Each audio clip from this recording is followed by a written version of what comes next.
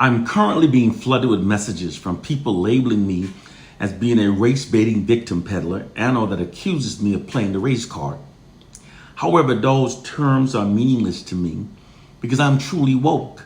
I therefore know that those terms were originally created by white propaganda designers to gaslight those of us who speaks truth to power.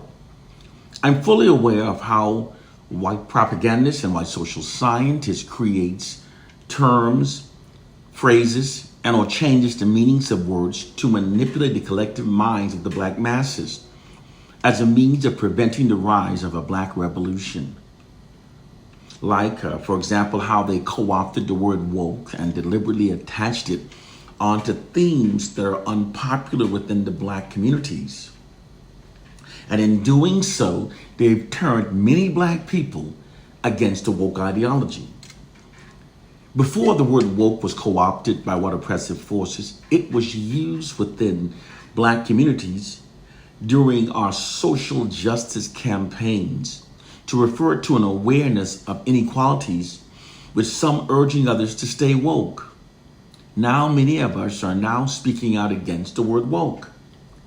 Our core problem is that far too many black people are clueless of the many nefarious psychological warfare tactics that are being deployed against our communities by white oppressive forces.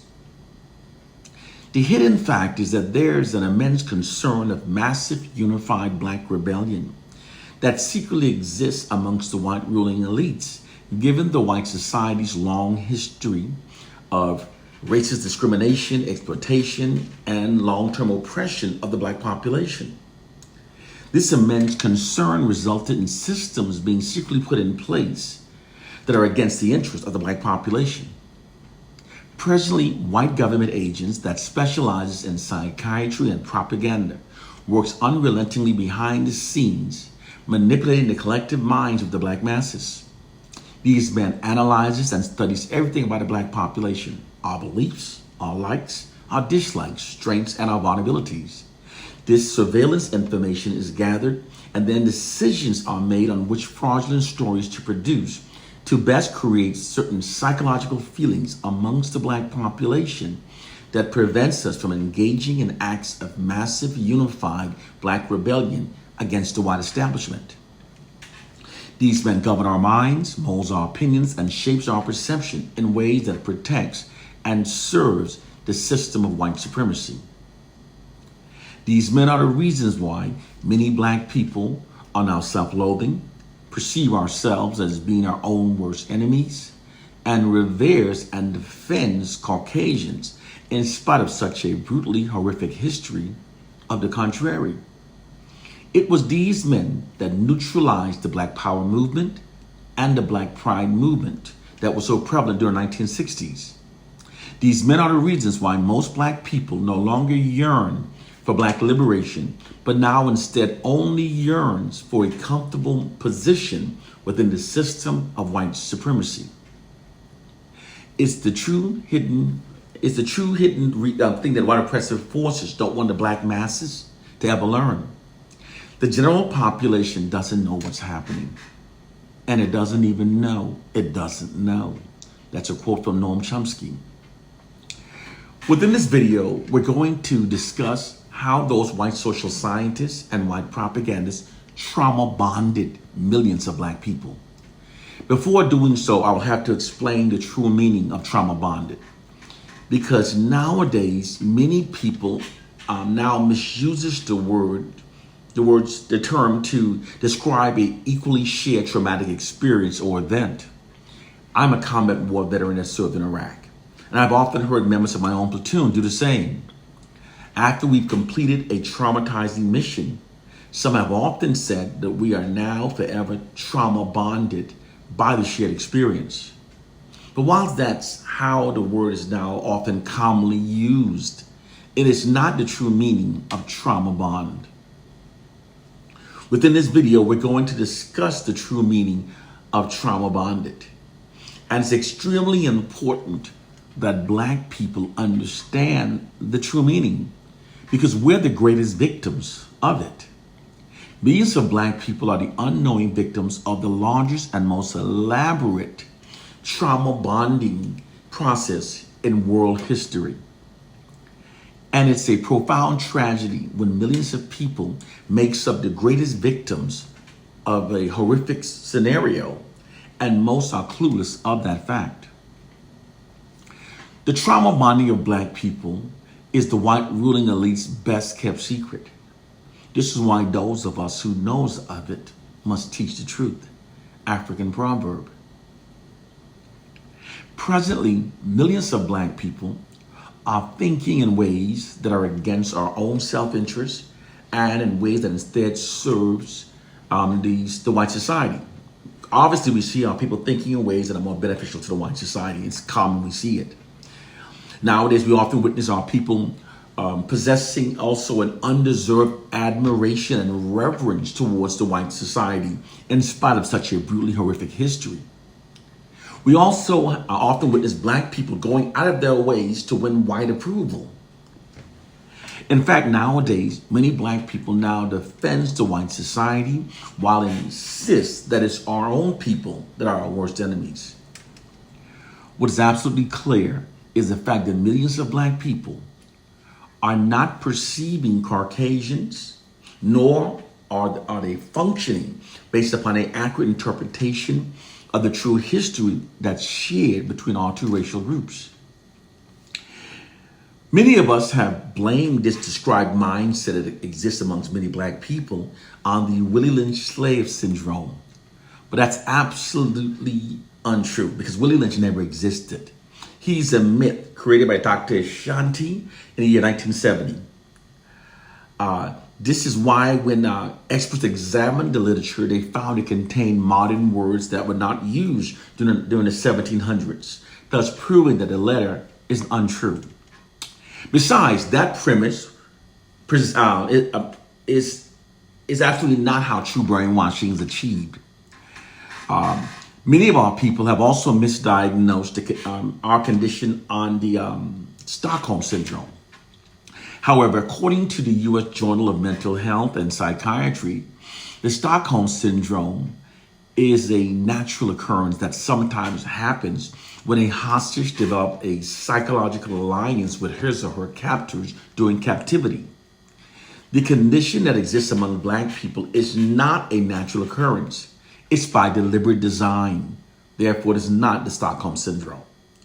Often, whenever I make the statement that the noted condition among black people is neither Willie Lynch nor the Stockholm Syndrome, many black people that have never, ever thoroughly researched nor fact-checked their beliefs in those two premises argues with me.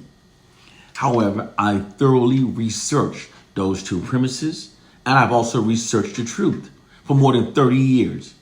And I can confirm with 100% certainty that those premises are both total falsehoods. When we assign our condition onto easily proven falsehoods, we are doing a profound disservice to ourselves. We must learn the truth of our plight and condition in order to liberate ourselves. We must gain an accurate understanding of our condition, because if our understandings are flawed, then all of our liberating strategies and remedies that stem from those misunderstandings will also be flawed. The truth of our plight and condition is that black people have been trauma bonded by the white society. Usually the term trauma bonded refers to a gaslighting mental abuse that occurs within an abusive relationship wherein which one partner is manipulated and mentally abused by a narcissistic partner. Within this scenario, after repeatedly brutalizing the victim, the narcissistic abusive partner never acknowledges any of his wrongdoing. He instead minimizes abuse and tells the victim that the abuse wasn't that bad and to just get over it. He then constantly inundates the victim with demoralizing, disapproving narratives about the victim. This is continued until the victim stops focusing on the abuse that he or she endured and instead focuses only on the demoralizing, disapproving narratives. This shifting of focus causes the abuse victims, instead of resenting their abuser, they instead seek the approval of their abuser. This trauma bonding effect provides the abuser with a more favorable outcome from the victim, rather than having the victim hating and resenting him for the abuse. It's a psychological mind hack. The human mind is easily manipulated when the victim is unaware of what's actually being done to their mind. It's a well-proven gaslighting tactic. Likewise, this same trauma bonding abusive manipulation tactic is what has been done to Black people on a larger scale by the white society. Black people are within a trauma-bonded abusive relationship with a narcissistic white society. And just like within most trauma-bonded abusive relationship, they manipulated Black people to no longer focus on the abuse, but to instead focus only on the negative narratives that they put out about us. So therefore, we're constantly seeking their approval. It's what has been done to millions of Black people by white social engineering scientists and white propagandists. To clarify, after brutalizing Black people for many centuries, the white society never acknowledged any of the horrible wrongdoings that was done to us. They instead insist that the abuse of Black people wasn't that bad, and they tell us to just shut up and get over it. They then constantly inundate the Black population with Black racially demoralizing and disapproving propaganda about ourselves. Therefore, rather than resenting the white society for their brutal mistreatment of us, many of us instead, focusing only on those disapproving propaganda, seeks their approval. Many Black people will go out of their ways to try to show white people that we're not all bad. Black people are within an abusive relationship with a narcissistic white society. And just like within most abusive relationships, they've manipulated many Black people to no longer focus on the abuse, but to instead seek white approval. It's a gaslighting psychological mind hack. The minds of large targeted populations are quite easily manipulated if they're unaware of what's being done to them. Once minds have been confused, manipulation becomes simple. The mind will even ignore common sense, and rationality falls away, even overlooking hypocrisy and deception. Black people have also been socialized by the white society. Unlike at the conclusion of World War II, when the Jewish Holocaust ended and the US and the UN contributed massive financial support to restore their lives and rebuild their culture and restore their minds, there was no moral obligation to do the same for we Africans.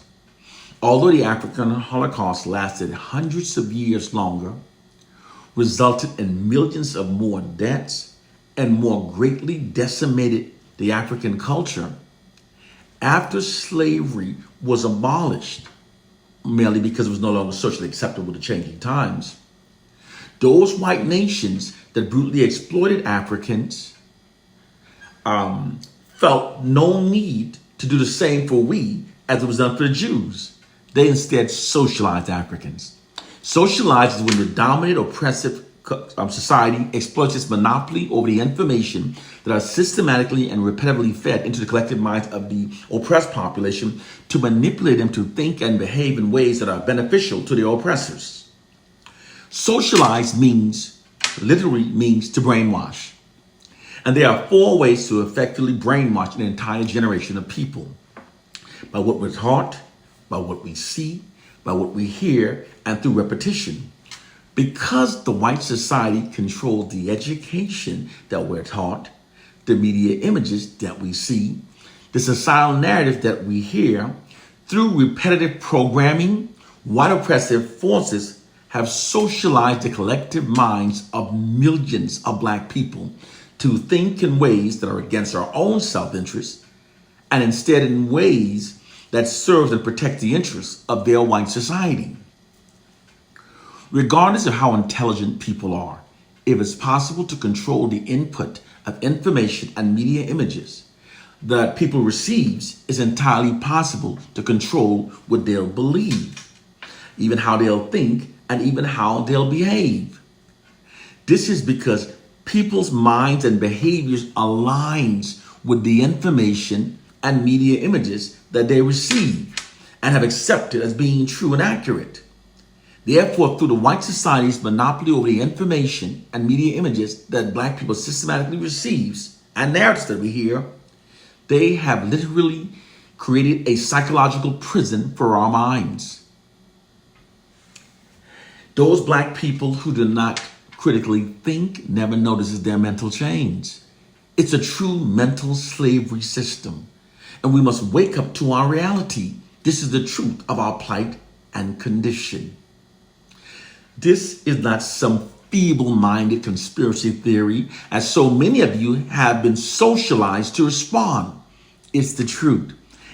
White social scientists describe this process as merely instilling a value system into the collective minds of the oppressed that makes the oppressed adhere to the authority and the existing infrastructure of the dominant oppressive society. It's the truth of our plight and condition. It's a truth they don't teach in our schools. Brothers and sisters, welcome to reality. It's time to wake up to the truth. We must develop our countermeasures based upon this truth. One love and peace.